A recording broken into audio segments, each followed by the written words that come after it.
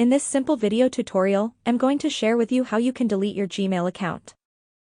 You can permanently delete your Gmail account in just few simple steps.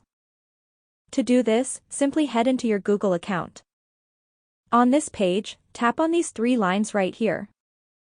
Then scroll down onto the Settings option. On the Settings page, tap on this first option, then select your Info, Privacy, and Security.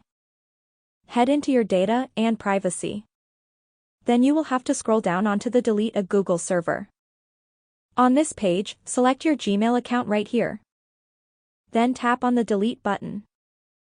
Proceed by entering any other address. A verification code will get sent to the above address and your Gmail account will get deleted permanently. You can't undo this option.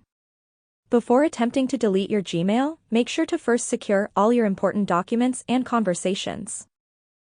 That's how easy it is to delete your Gmail account. If you have any questions, just let me know in the comments section down below.